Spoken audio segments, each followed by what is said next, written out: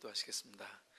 사랑의 아버지 하나님, 주의 말씀이 성령 하나님을 통하여 우리에게 선포될 때에 하나님, 우리의 영혼이 주를 예배하게 하시고 우리의 마음에 귀가 열려 하나님이 우리에게 부으시는 은혜와 그 선물을 받기에 충분하도록 주님이여 우리의 마음을 주께서 받아 주시옵소서. 성령 하나님, 끝까지 예배를 주장하여 주시기를 소원할 때 예수님의 이름으로 기도합니다. 아멘. 오늘 저희가 마태복음 5장으로 드디어 들어갔습니다. 팔복을 저희가 설교하면서 산상수훈 전체를 지나가면서 보게 될 텐데, 성경을 너무 짧게 잘라서 너무 오래 볼 것 같아서 제가 사실은 팔복 첫 번째 것을 하려고 했는데, 준비하다 보니까 서론을 안 하면 낱낱이 못 들어가겠어요. 그래서 오늘 주보에 나와 있는 제목은 다음 주의 제목이 될 것이고, 오늘은 그 예비된 서론을 함께 하도록 하겠습니다. 오늘 저희가 2007년 첫 예배를 드리는데, 보통 신년 설교를 하게 되면 1년 동안 우리가 어떤 것을 준비해야 되는가, 그런 이야기들을 나누게 되는데, 우리는 송구영신 예배 때 이미 다 했죠, 그죠? 우리 한 해 동안 뭐 하기로 했다? 한 해 동안 우리 가운데 있는 것을 누리기로 했다. 우리가 가진 게 뭐죠? 하나님이 이미 주신 거? 우리가 인생에 이미 정상에 도달해 있다. 왜냐하면 주님께서 우리에게 내려오셨기 때문에 우리가 더 이상 올라갈 필요 없다. 그런 묵상을 지난 송구영신 예배 때 우리가 했습니다. 그래서 올해 한 해 동안 그걸 인생을 통해서 확인했으면 좋겠습니다. 어떻게 확인한다? 자족하면서 우리의 일상을 살아가면서 우리에게 있는 것, 이미 와 있는 것을 즐기면서 그 일들을 하나님 앞에 드렸으면 좋겠습니다. 그래서 한 해를 준비하면서 결단하고 결심하고 갱신하는 일들을 할 거예요. 그러나 그게 뭐 돈 더 주세요 이런 거는 이제 그만하자는 거예요.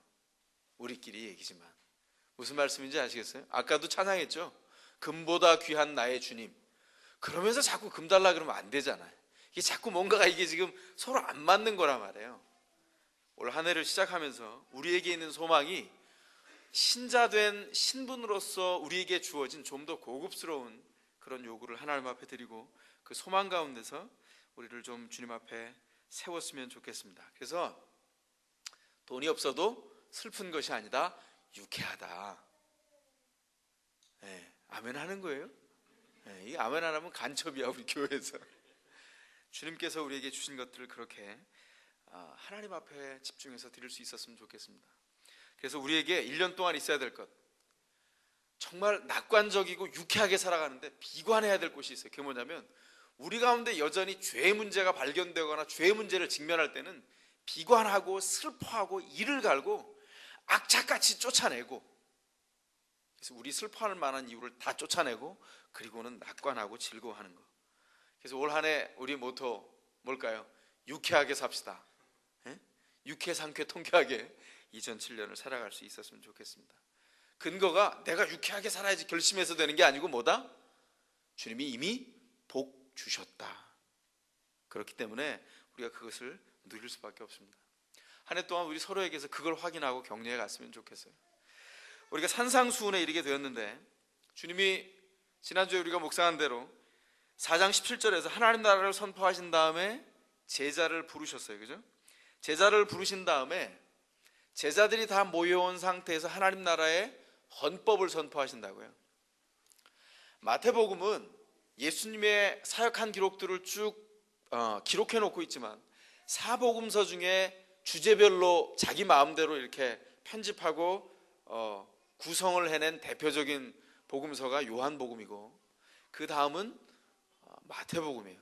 주제별로 연대기를 비교적 따라갔지만 주제별로 이렇게 만들어냈다고. 그래서 연대기를 있는 그대로 주님이 사역한 족적대로 따라간 것은 누가복음입니다. 그래서 누가복음에 나와 있는 순서대로 마태복음이 이루어진, 요 산상설교가 이루어진 장면을 보자면, 마태복음에서는 12제자 중에 4사람만 부르고 그 다음에 산상수훈이 이루어진 것처럼 보이지만, 누가복음에 나타난, 거기 이제 평지설교죠. 누가복음에 의하면 12제자를 다 부르신 다음에 그 제자들을 향해서 이루어진 것처럼 보인다는 겁니다. 다시 말해서 주님이 그 택한 백성과 신자들을 부르시고 그 신자들 앞에서 이 말씀을 선포하는데, 이것은 하나님 나라의 헌법이에요. 왜냐하면 주님이 회개하라 천국이 가까웠느니라 하나님 나라를 선포하신 다음에 그 백성들이, 신자들이 살아야 될 법을 선포하고 있기 때문입니다. 그래서 주님이 직접 통치할 나라는 이렇게 다스려질 것이다, 그 나라 백성은 이렇게 부름받고 그 안에서 살아갈 것이다, 그렇게 말하고 있는데, 그 산상설교의 맨 처음에 위치하고 있는 선포가 뭐다? 팔복이라는 거예요. 우리가 알고 있는 8가지 복. 근데 지금 산상수훈이 위치되어 있고 주님이 선포하시는데, 하나님 나라의 헌법이 선포되는데, 여기 어디에도 제자들이 기대했을 만한 하나님 나라의 통치와 그 나라의 국가적인 권력과 그 군사의 위용과 용맹과 그리고 적이 누구이고 군대의 성격이 어떤 것이고 그 나라의 화려한 규모가 어떨 것인지, 이런 것에 대해서는 전혀 언급이 없다는 거예요. 왜 그렇습니까? 하나님 나라는 우리가 상식적으로 기대하던 땅의 생각으로, 땅의 판단으로 우리에게 주어지는 나라와 다르다는 것을 보여주고 있다는 거예요. 그래서 신자로 부름받았다라고 하는 것이 뭡니까? 사도 바울이 나중에 예수를 믿고 그가 사도로서 사역하면서 그가 묵상하게 된 신자의 신분이 뭐예요? 이 땅에 살지만 이 땅의 사람이 아니라는 거죠. 어떻게 됩니까? 하늘로부터 덧입어요. 그래서 갈라디아서에 우리 주민등록증이 나온다 그랬죠. 우리 아이디가 있어요. 뭐예요? 우리의 어머니는 하늘에 있는 예루살렘이니 그랬어요. 계시록에 보면, 그래서 제가 설교하면서 여러분에게 소개해드린 적이 있습니다만, 하늘에서부터 예루살렘이, 새 예루살렘이 내려오는데 그 예루살렘 안에 요한이 보았더니 그 안에 뭐가 없었다? 성전이 없었다. 왜냐하면 성전이 예수 그리스도시니까.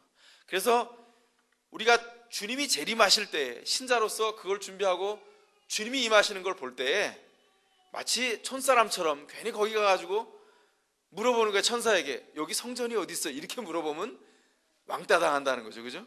거긴 성전이 없어요. 왜냐하면 예수가 성전이 되어서 이미 신자된 우리와 동행하시고 함께 하셨다는 거죠. 방식이 다르다는 거예요. 그러니까 우리가 이미 복을 누렸다는 게 뭐냐? 주님이 우리 가운데 이미 오셔서 성전이 되어서 우리의 구원과 구원을 위한 모든 것을 다 이루시고 임재하셔서 우리에게 주실 모든 복들과 우리에게 주신 모든 말씀과 인도를 이미 다 해주셨어요. 그래서 제가 예수를 믿고 주님의 사역자가 되어서 묵상을 한참 시작해서 막 열이 확 올랐을 때 제 마음에 두었던 구호가 있어요. 저한테 준 구호. 그게 뭐냐면 4자입니다. 어인어가라고요. 어린 양이 인도하면 어디든지 가리라. 그게 제 구호였어요. 아, 주님이 동행해 주시고 인도하시고 부으셨어요? 어인어가입니다. 어린 양이 인도하면 어디든지 가는 거예요. 그게 고난이든 불속이든 물속이든 상관이 없어요. 그때는 몰랐죠. 그 규모가 어떤 건지. 마음만 뜨거워서 경험해 보았더니 역시 그것이 진리이고 복이라는 것을 발견하게 된다는 거예요. 지금 하나님께서 제자들과 신자들을 하나님 앞에 부르시고 주께서 그 나라의 헌법을 선포해 주시는데, 거기에 지금 사람들이 생각하는 만큼의 규모로 주어지지 않고 있다는 것 때문에 당황할 필요가 없다는 것입니다. 왜냐하면 하늘로부터 주어지는 구원과 하늘로부터 주어지는 권세로서의 하나님 나라가 우리가 생각하는 상식과 우리가 생각하는 방식으로 주어지지 않는다는 거예요. 그래서 이 앞에서 배워야 합니다. 말씀이 우리 가운데 이렇게 손쉽게 와 있지만, 그러나 이 말씀이 오늘날 여전히 신비한 이유는 우리가 세상에서 경험하는 세상 방식의 상식으로 우리에게 주어지고 있지 않기 때문입니다. 이게 비밀이에요. 그죠? 그래서 하나님 앞에서 주님께서 우리에게 주시는 구원과 신자로서 살아가야 될 그 모든 전모를 주께서 말씀하실 때 우리가 주님 앞에 나아가서 예비해야 되는 게 있어요. 그게 뭐죠? 하나님과 친밀하게 동행해가는 밀도가 점점점 깊어지는 경건을 준비해야 돼요.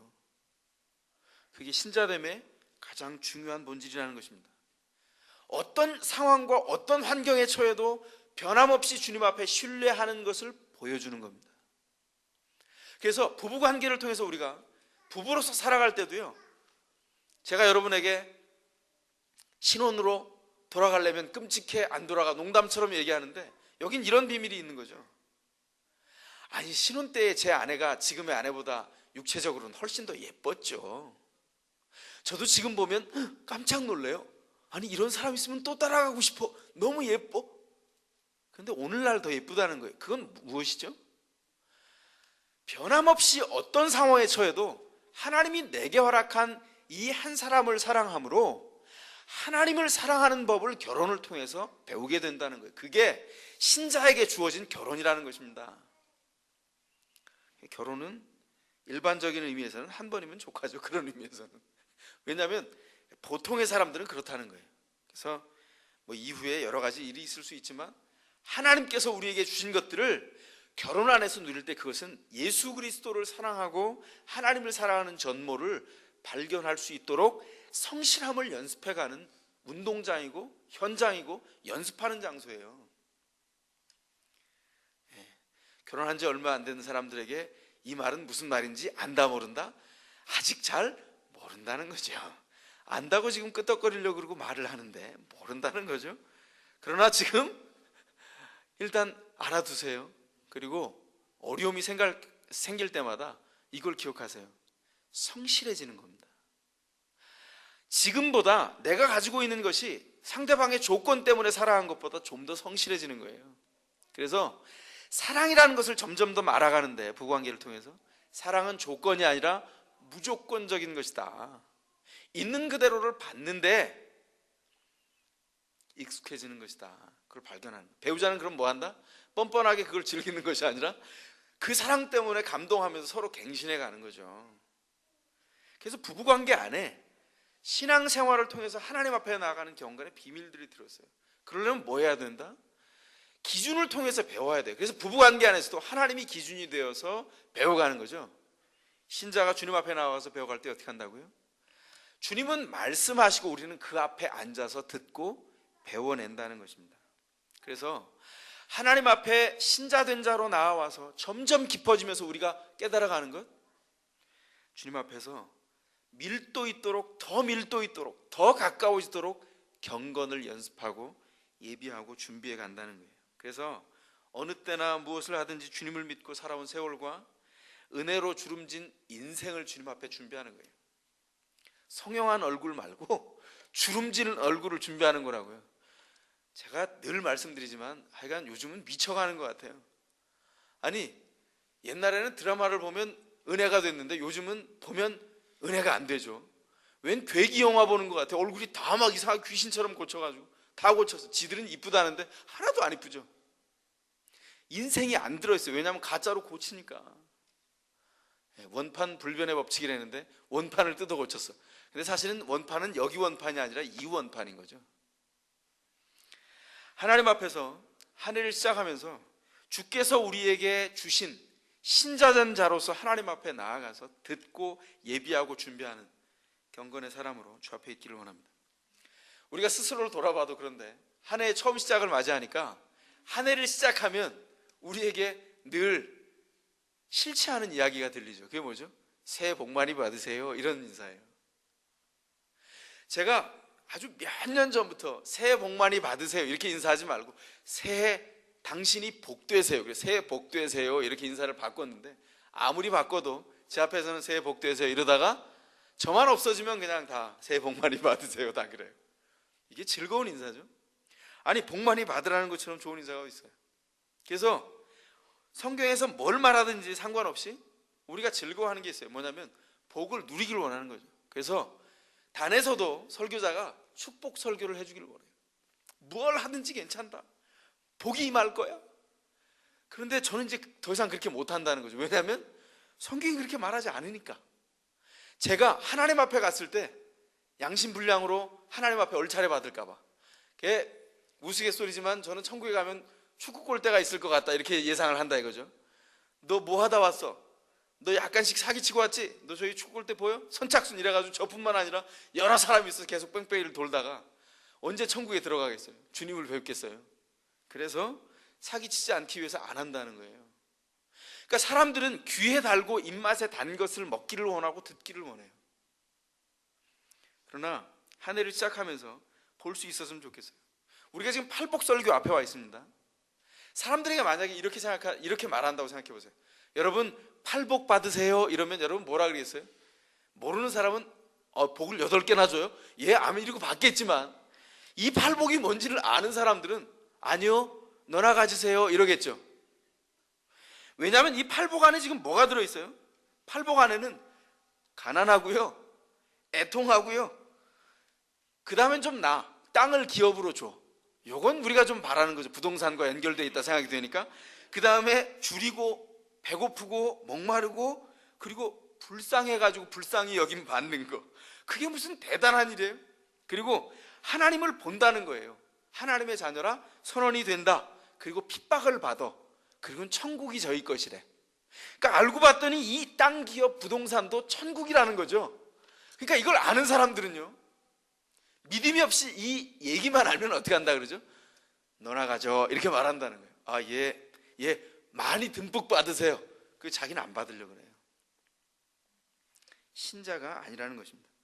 우리가 원하는 게 뭐죠? 그런 거 말고 돈 달라는 거 아니에요. 그런 거 말고 그 나와 있는 땅 기업 말고 진짜 땅 달라는 거 아니에요. 우리 안에 그 욕망이 남아있는 한 아직 신자로서 하나님의 은혜의 전모를 깨닫지 못했다는 겁니다. 한 해를 시작하면서 우리를 좀 돌아볼 수 있었으면 좋겠어요. 만약에 아직도 그런 거 말고 돈, 그런 거 말고 땅, 이걸 원하는 마음이 우리 가운데 있다면 그런 사람들은 여전히 우리 마음속에 환경이 바뀌지 않아서 내가 문제가 된다고 얘기하고 있는 거예요. 내가 행복하지 않은 이유는 환경이 바뀌지 않아서. 그래서 환경이 바뀌어야 돼. 내게 주어진 배우자든지 자녀든지 이웃이든지 사람이라는 환경이 바뀌었으면 좋겠고, 내가 지금 물리적으로 당하는 환경이 바뀌어야만 바뀌어진다고 얘기하는 거예요. 그리고 얘기하죠. 돈이 없어서 복된 자가 아직 안 됐다고 불평을 터뜨리는 거예요. 그래서 2007년에는 돈을 주셨으면 좋겠고 땅을 주셨으면 좋겠다는 겁니다. 여러분, 하나님께서 우리에게 주신 것들을 누리면서 우리가 인격적으로 망가지지 않기 위해서 하나님께서 주신 것들을 누리겠습니다. 그건 준비된 자죠. 그러나 그게 아니라 하나님을 이용해서 땅을 받고 돈을 받겠다 그러면 신자가 아니에요. 잘 생각해 보세요. 그래서 2007년에는 좀 명확하게 구분해서 소원을 주님 앞에 아뢰었으면 좋겠습니다. 하나님께서 신자에게 누리라고 하시지 않은 것, 이건 좀 그만뒀으면 좋겠어요. 그래서 2007년에는 주께서 우리에게 예비하신 그 복, 그것 가운데 우리를 헌신할 수 있었으면 좋겠습니다. 아직도 돈, 땅 이러고 있으면 아직 우리가 죄에 갇혀서 헤어나오지 못한다는 것을 알고 죄를 인해서 애통하는 자가 돼야 돼요. 우리가 앞으로 보겠지만 애통함이 무엇입니까? 스스로에게 아무것도 없어서 자동으로 거지된 사람이에요. 거지가 뭐죠? 의존하고 구걸하지 않으면 아무것도 자기에게 먹을 것과 입을 것과 내게 아무것도 공급되지 않는다는 것을 아는 사람이에요. 그런데 그 대상이 오직 하나님이야. 하나님께 구걸해야 되고 하나님께 나아가야 된다고 믿는 사람, 애통하는 사람이에요. 가난한 사람입니다. 팔복설교를 통해서 우리가 받을 복이 바로 이것입니다. 그래서 우리가 새해를 통해서 하나님 앞에 다시 한번 인사했으면 좋겠어요. 뭐라고 인사할까요? 자, 팔복을 받으세요. 이렇게 서로에게 인사해 주시기 바랍니다. 우리 가족들에게, 옆에 있는 사람들에게 인사합니다. 팔복을 받으십시오. 팔복을 풍성하게 받으시기 바랍니다. 8가지 복이. 세상에서는 7복이가 있다는데 우리는 8복인 거죠, 그렇죠? 그런데 여러분, 이 팔복은 팔복을 받으세요 그래서 주어지는 것이 아니라 신자로서 주님이 우리에게 주신 것들을 누리고 그 안에 들어감으로 우리에게 자동으로 이미 임한 것입니다. 그래서 여러분, 팔복을 받으세요라고 하는 말이 이루어지려면 여러분이 신자된 자로 주님 앞에 들어가서 그 은혜를 누리는 자가 돼야 돼요.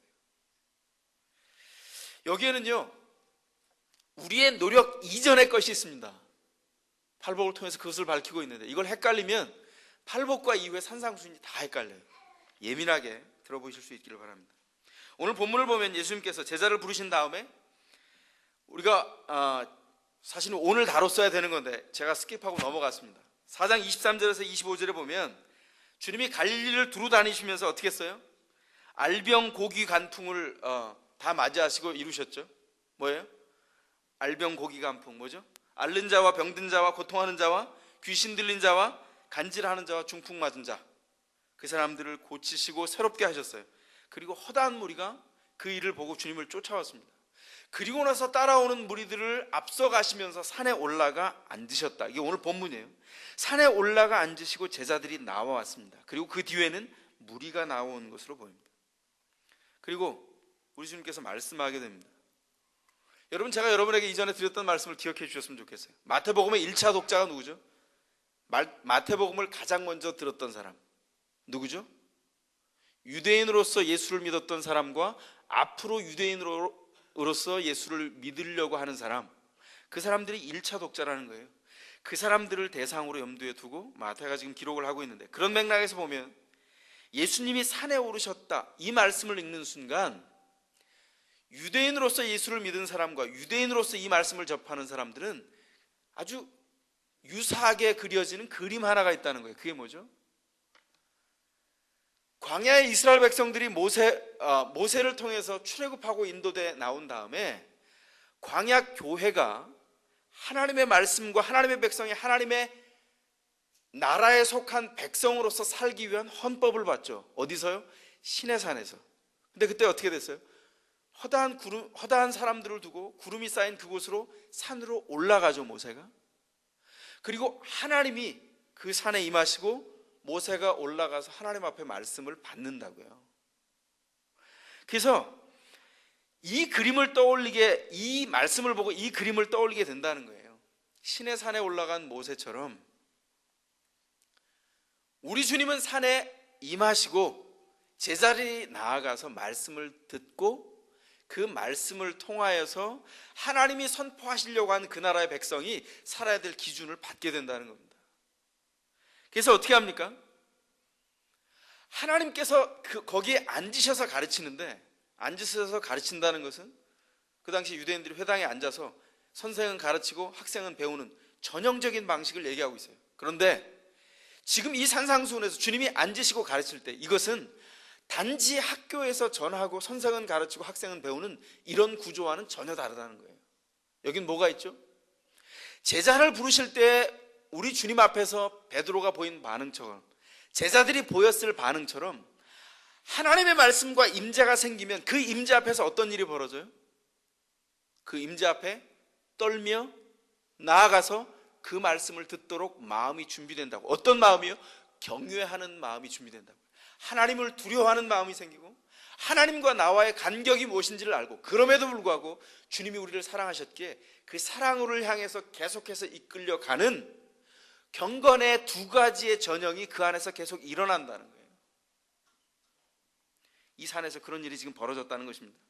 하나님의 임재가 있었습니다. 모세가 신의 산에 나아가서 하나님을 보고 떨며 준비하며 그 말씀을 받았던 것처럼 그 제자들이 주님 앞에서 떨며 경외하며 그 거룩한 사랑에 이끌려서 동일한 감정을 가지고 하나님의 말씀, 예수 그리스도를 통해서 선포되는 하나님의 헌법을 지금 듣게 된다는 것입니다. 하나님의 임재 앞에서 말씀이 임했습니다. 말씀이 임하면, 하나님의 임재 안에서 말씀이 임하면 신자에게 생기는 반응이 있어요. 그 영적인 반응이 한 4가지 정도가 된다고 생각합니다. 이것은 순차적으로 단계적으로 일어나는 것이 아니라 어떻게 보면 지속적으로 반복적으로 일어나는 경험이에요, 신자에게. 그러나 가장 첫 경험은 뭐죠? 소명이 일어난다는 거죠. 지난주에 우리가 본 것처럼 제자들을 부르실 때 그 하나님의 임재와 그 말씀 앞에서 하나님이 부르신 것을 깨닫고 그 앞에 죄인됨을 고백하고 주님은 용서하셔서 그를 품는 소위 경건이 생기는 소명이 일어나요. 주님이 불러가십니다, 신자를. 신자는 그래서 소명된 다음에는 그 이전과는 전혀 달라요. 그 이전은 어떻게 살죠? 시대의 소명으로 살아요. 소명된 게 아니라 시대에 그냥 흘러가면서 살죠. 주님의 말씀 앞에서 부르심을 받으면 이제는 하나님의 말씀에 매여서 주님이 원하시는 대로 그 일을 즐거워하면서 소명된 자신을 주 앞에 확인하면서 살아요. 그게 신자의 본분이죠. 오고 오는 세대의 모든 백성이 그랬다는 겁니다. 하나님이 저를 그렇게 부르셨고 여러분을 동일하게 하나님 앞에서 그렇게 소명하셨다는 거예요. 그래서 하나님 앞에 소명된 사람은요, 이런 사람은요, 하나님의 소명된 것 때문에 돈이 필요할 수 있어요. 그 소명된 것 때문에 삶에 필요한 것들을 채워주시는 경험을 해요. 소명된 것 때문에 필요한 것이 없을 때 주님 앞에 그 일을 구체적으로 들어달라고 기도하기는 합니다. 그러나 그것 때문에 절망하거나 어려워하지 않아요. 왜요? 하나님을 믿기에 주께서 필요한 곳에 필요한 때에 반드시 채워주실 것을 알기 때문입니다. 또 이렇게 말씀이 임한 자에게 두 번째 어떤 일이 벌어지죠? 예배가 일어나죠. 하나님이 인정한 그 신자로 살아온 사람이 굳건한 확신 가운데 주님 앞에 들어가서 위로를 받으면서 계속해서 일어나는 반복적인 경험이 있어요. 그게 뭐냐면 예배입니다. 여러분, 2007년에 저희가 가장 많이 갱신해야 되는 부분이 있어요. 가장 오랫동안 반복적으로 들어왔기 때문에 가장 많이 확인하고 갱신하고 변화되어야 되는 부분, 어떤 거죠? 예배입니다. 여러분은 찬양하고 하나님 앞에 나오고 말씀을 들으면서 예배해요. 설교자인 저는 말씀을 전하면서 예배합니다. 그러나 꼭 빠지지 않아야 되는 게 있어요. 그게 뭐냐면 하나님의 말씀의 임재가 거기에 있느냐는 거예요. 제가 이 말씀은 예배에는 꼭 설교가 있어야 된다고 말하는 것은 아닙니다. 어떤 어려운 상황에서는 설교가 없을 수도 있어요. 그러나 설교에 준하는 하나님의 말씀의 임재는 예배 안에서 날마다 예배 때마다 경험돼야 돼요. 그런 의미에서 성도들이 모여서 하나님의 말씀을 전파하는 자와 듣는 자가 있고, 그리고 말씀을 전파할 수 없을 때 여러분이 복상을 통하여서 여러분 스스로를 말씀 앞에 세우는 하나님의 임재 앞에 들어가는 이 두 가지 일이 지속적으로 반복적으로 우리의 삶과 교회의 삶을 통해서 일어나야 된다는 거예요. 우리 공동체가 하나님 앞에 신자의 삶을 살아가는 굉장히 중요한 확인이 어디서 일어납니까? 이 예배를 통해서 일어난다는 것입니다. 말씀이 임해야 경이로움이 생겨요. 말씀이 임해야 눈이 떠집니다. 그리고 그 앞에 무릎 꿇게 돼요. 주님 앞에 무릎 꿇지 않는데 무슨 예배가 일어나요? 앉아가지고 제가 여러분에게 말씀드린 것처럼 어떤 사역자가 그랬다는 거 아니에요? 말씀을 혼자 이렇게 열심히 보고 말씀을 많이 안다고 생각해서 설교자가 누가 오든 겉으로는 이렇게 앉아있지만 속으로는 이렇게 뒷짐이 젖었다는 거 아니에요? 말해보시지. 그러면서 설교를 무슨 무슨 품평하는 사람처럼 이렇게 듣고 잘라내고 저건 아니구만 이러고 들었다는 거 아니에요? 어떤 사역자인지는 다시 말하지는 않겠어요. 창피하니까. 부끄러운 경험입니다.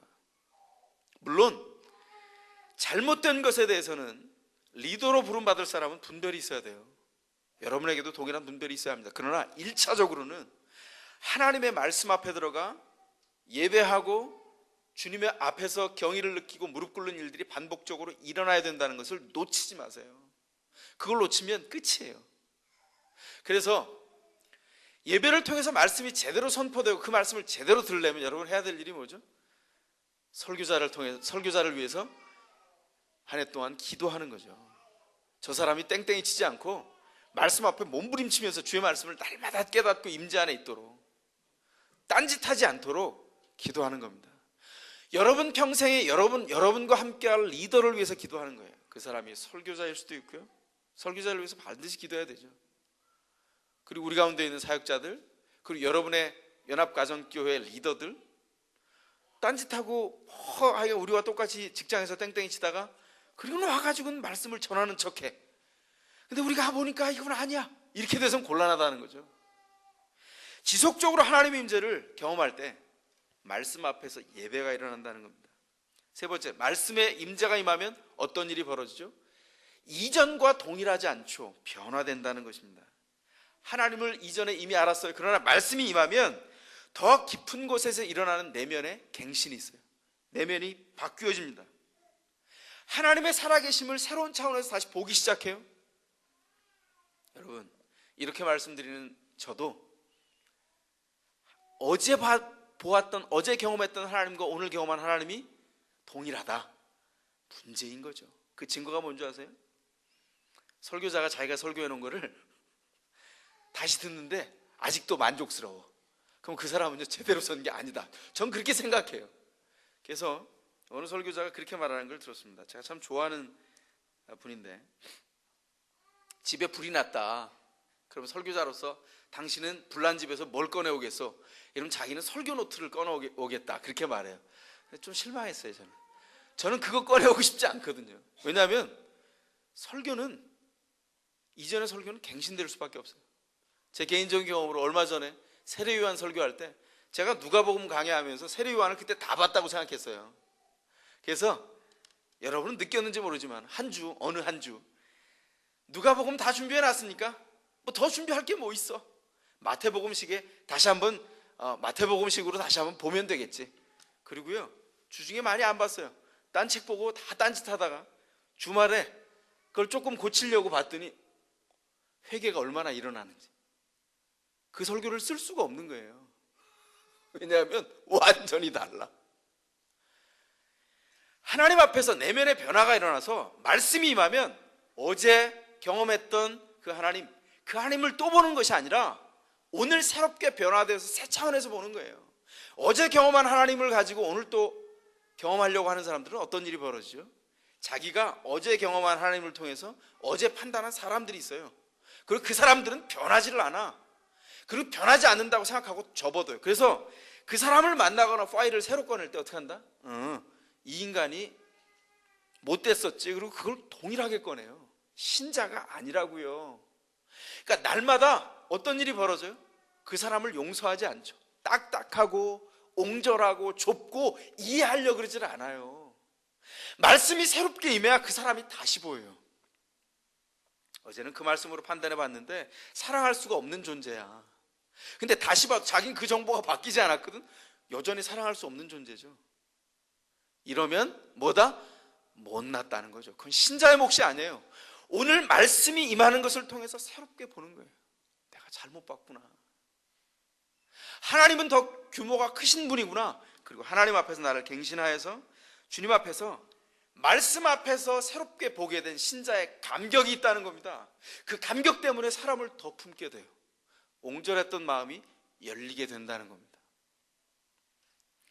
여러분, 내면 안에 이런 변화가 우리 가운데 있게 된다고 말해요. 여러분 안에 이 신자의 감격 어디서부터 온다고요? 돈이 주어지면 온다고요? 부동산이 없던 게 생겨지면 온다고요? 아니요. 말씀이 임하면 그 신자에게 주어지는 감격이라는 것입니다. 이게 바로 신자에게 주어지는 선물입니다.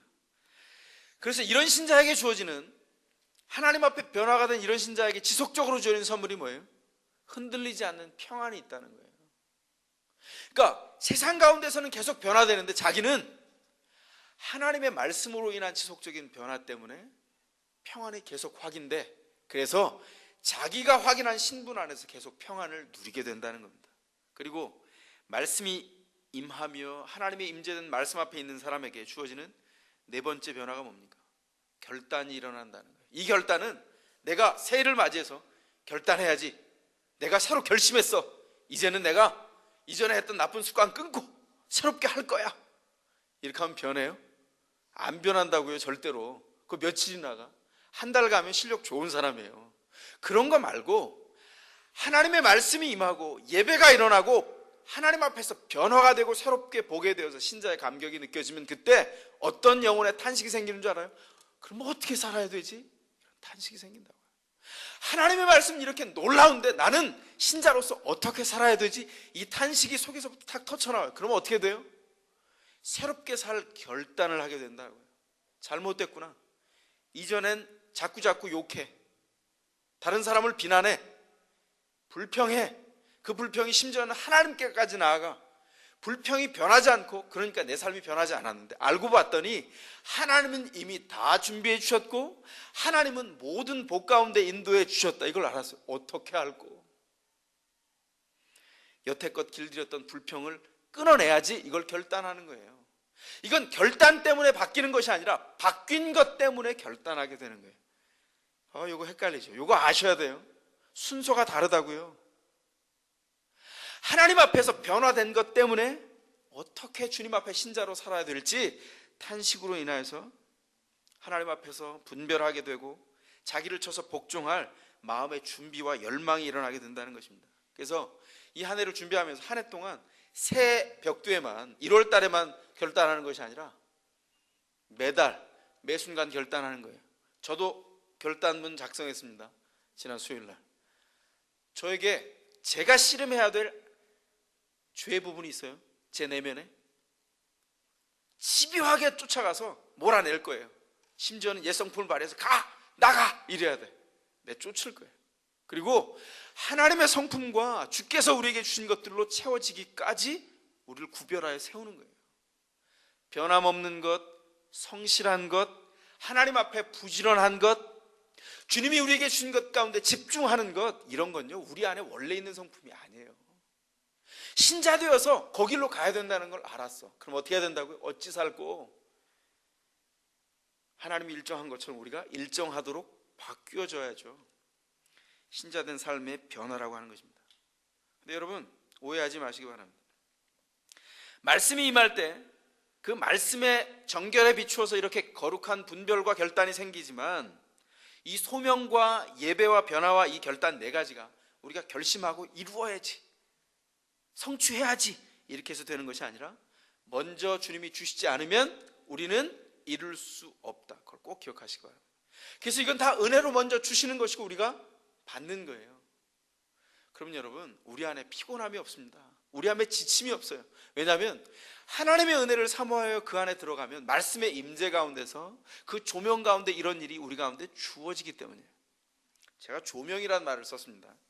아주 지난 연말에 제가 아주 열받는 일이 하나 있었는데, 저도 잘 아는 사역자 이야기를 제가 들었는데 아주 심히 걱정되고 근심되는 일을 들었어요.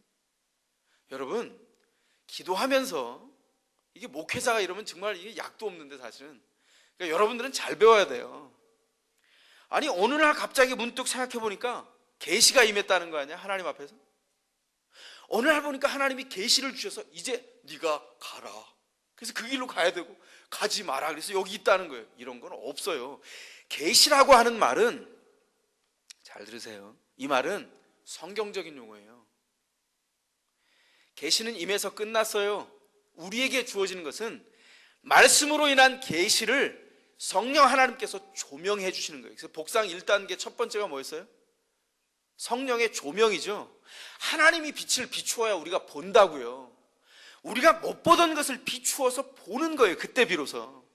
이 한 해 동안에 하나님 앞에서 우리에게 소명을 재확인하고 예배하고 변화되고 결단하는 이 일들이 반복적으로 일어나게 될 것입니다. 그런데 이 일은 성령 하나님이 우리에게 비추어 주시는 조명을 통하여서 우리에게 다시 한번 확인되는 거예요. 우리가 애쓰거나 우리에게 무슨 새롭게 계시가 임해서 주어지는 것이 아니라는 거예요. 그건 너무나 다른 겁니다. 그래서 여러분 가운데 그런 사람은 없죠. 우리 가운데 혹시나 리더들 중에 밖에서라도 그런 얘기를 들으면 멀리 도망가세요. 그 친해지면 안 돼. 굉장히 위험한 거예요. 왜냐하면 주님이 주신 말씀을 통하여 우리의 인격을, 우리 삶의 광야 같은 현장을 지나가면서 우리를 훈련하고 연단시키는 건데, 그 계시받았다 이건요 그냥 곧장 가는 거예요. 삶의 현장이 없어요. 그냥 급행열차를 타고 어디론가 막 가. 그 옆에 있는 사람들은 죽죠, 피곤해서.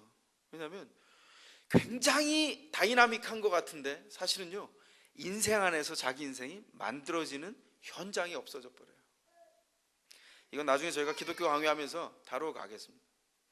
한 해 동안에 하나님 앞에서 주님이 우리에게 맛보도록 풍성하게 주시고 정말 부유하도록 부어주신 것, 그것을 누리시기 바랍니다. 이게 은혜예요. 그래서 여러분 명목상으로 교회를 다니지만 사실 주님을 모르는 사람들에게 이 팔복은 오해되기 딱 십상이에요. 뭐죠? 그러니까 이런 복, 심령이 가난해지면 천국이 저희 것이 되는 복을 누린다는 거네, 이렇게 조건문으로 듣기에 딱 좋은, 오해하기 십상인 본문이에요. 이 본문은 사실은 천국에 들어갈 입장권을 얻는, 그래서 우리가 또다시 뭔가를 지켜서 얻어야 하는 율법의 짐이 아니라는 거예요. 이건 뭐죠? 신자된 자로 주님 앞에 들어간 자가 주님 앞에 온전히 소명되어서 예배가 일어나고 변화되어서 결단이 반복적으로 일어나는 그 신자에게 주어지는 위로의 선물이에요. 조건이 아니라 뭐다? 상태이고 선물이라는 겁니다. 이미 그 사람이 그런 상태에 있어. 그래서 문맥을 통해서 보면 제자들이 나왔죠. 다는 아니었습니다. 가룟 유다도 있었으니까. 대부분의 제자들, 그들이 이 말씀을 듣고 위로를 얻었어요. 왜냐하면 이미 그 상태에 들어있기 때문입니다. 이건 너무나 다른 거죠. 그래서 오늘 본문에 보면 이렇게 말해요.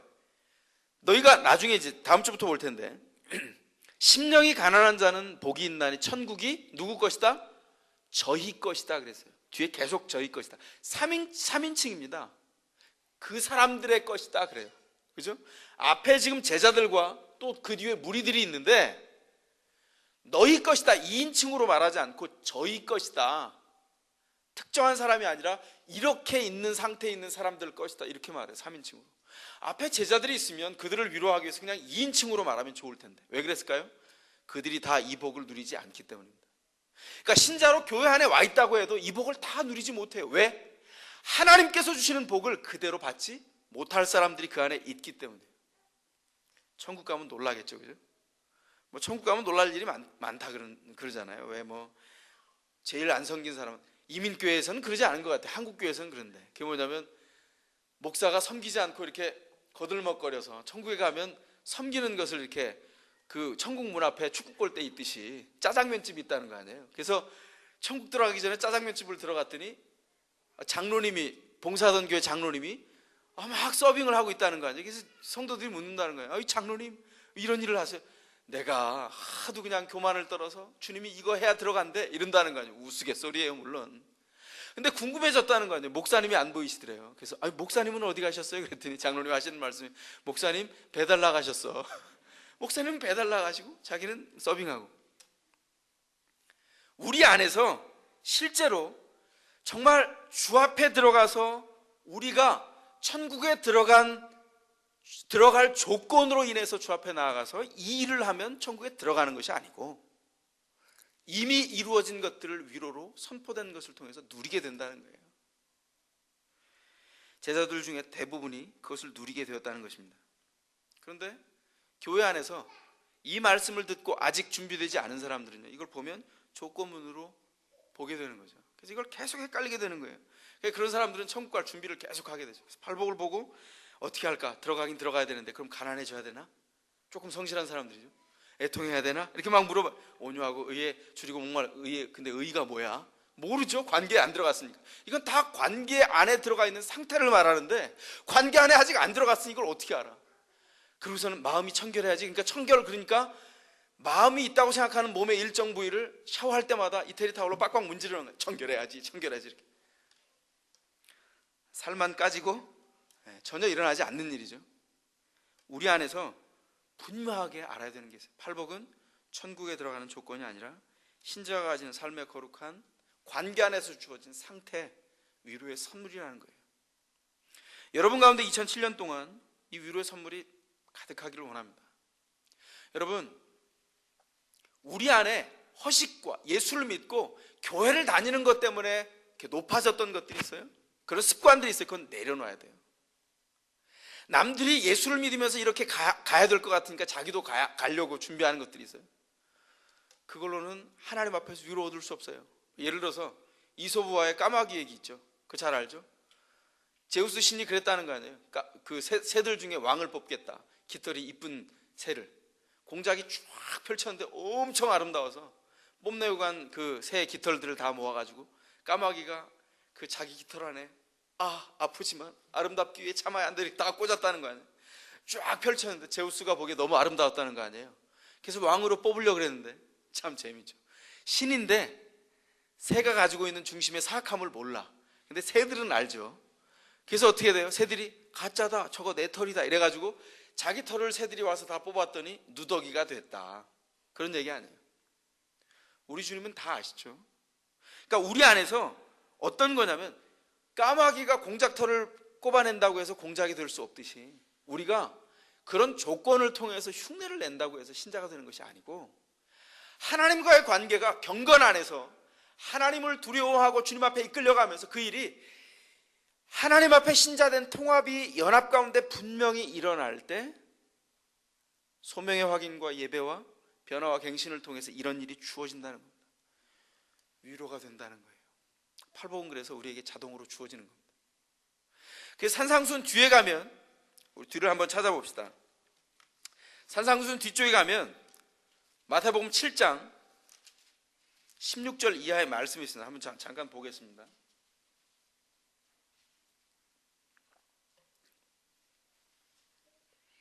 자, 거짓 선지자에 대해서 얘기하면서 그 문맥에서 이렇게 말씀해요. 16절이야. 그의 열매로 그들을 알지니 가시나무에서 포도를 또는 엉겅퀴에서 무화과를 따겠느냐. 17절 같이 읽읍시다. 시작. 이와 같이 좋은 나무마다 아름다운 열매를 맺고 못된 나무가 나쁜 열매를 맺나니. 그랬어요. 그죠? 좋은 나무는 어떻게 한다고요? 아름다운 열매를 맺고 나쁜 나무는 나쁜 열매를 맺는다. 이건 법칙이죠. 예를 들어서 좋은 나무가 되기 위해서 어떻게 해야 돼요? 그 나무가 노력해요. 두엄 주고 거름 주고. 예를 들어서 포도나무가 되기 위해서 자기는 포도가 아닌데 배나무인데 포도나무가 되도록 거름을 주고 포도 이러면 포도 열매를 맺습니까? 아니요.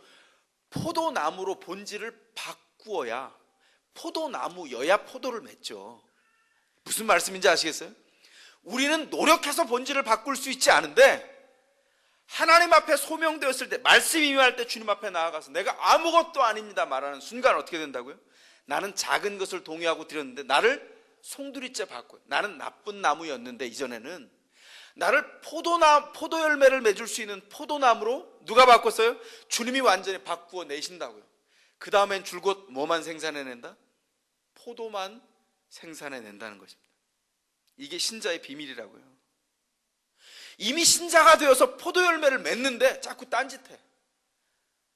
나는 딴 거 맺고 싶다는 거 아니에요. 그거 못하러 신자가 됐어요?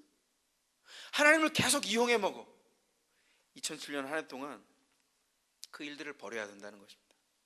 그래서 우리가 신자된 자로 주님 앞에 잘 살지 못하니까 우리가 욕을 먹어요.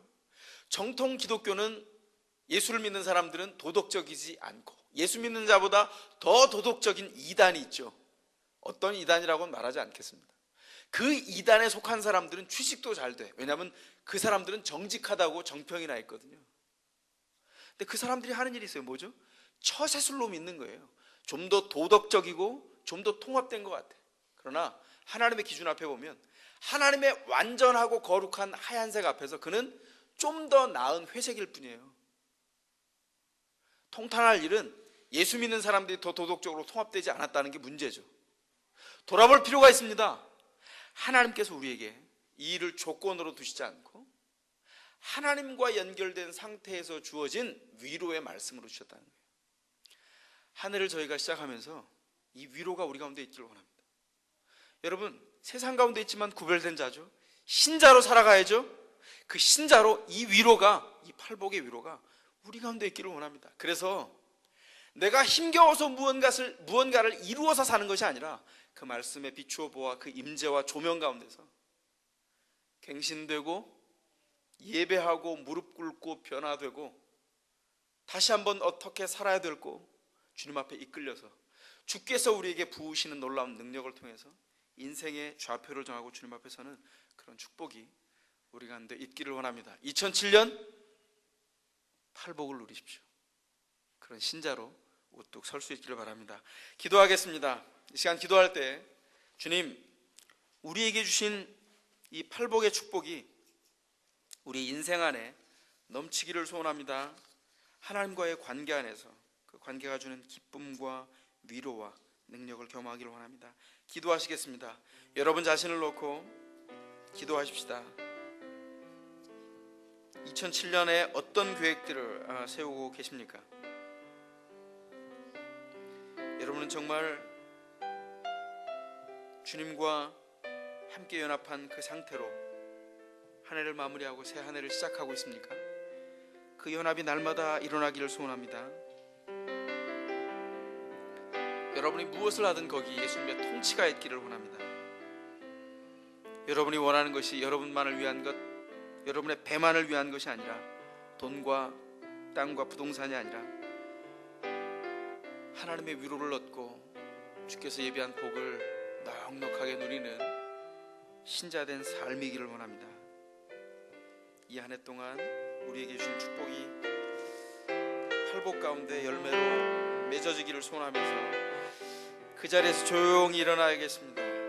주님, 내 안에 사는 이는 바로 주님이십니다. 내 욕망이 아니라 주님입니다. 내 삶도 유익하고 내 죽음도 유익합니다.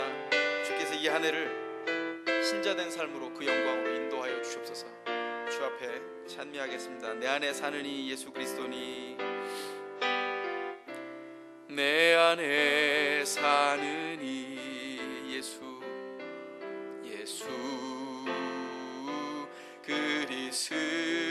그리스도니, 나의 죽음도 유익함이라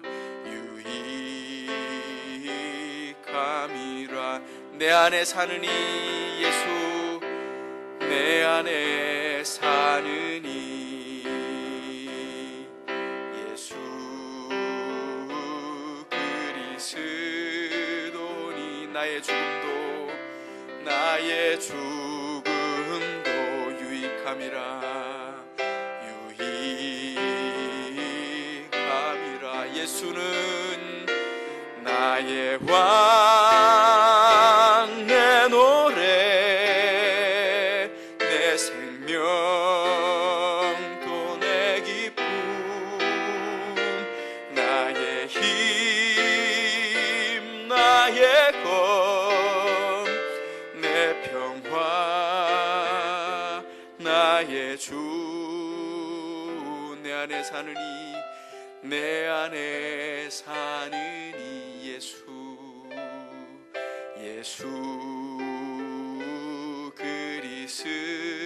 그리스도니, 나의 죽음도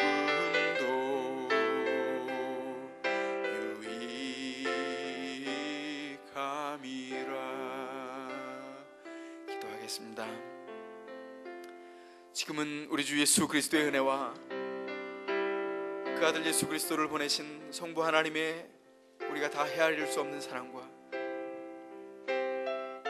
우리를 날마다 주의 말씀 앞에 세우시며 깨닫게 하시며 말씀을 조명케 하시며 하나님의 임재 앞에 세워 무릎 꿇어 예배하게 하시며 주를 인정하게 하시며 우리의 부족한 것과 아무것도 없음을 탄식하며 하나님의 앞에 나아갈 수 있도록, 그래서 은혜를 부으시며 새롭게 우리를 변화시키시며 새로운 결단 가운데 우리를 인도해 가시는 성령 하나님의 말할 수 없는 동행과 그 은총이 이제 주님 앞에서 2007년을 하나님의 말씀의 임재 가운데 살며 주께서 우리와 동행하는 것으로 인하여 신자의 복을 누리며 그 팔복 가운데 위로를 얻기를 소원하는 여기 모여있는 모든 하나님의 백성들 머리 위에 오고 오는 세대의 가문을 통하여 영광을 돌릴 우리의 어린 것들과 자녀 위에 지금부터 영원토록 함께 하시기를 간절히 축원하옵나이다.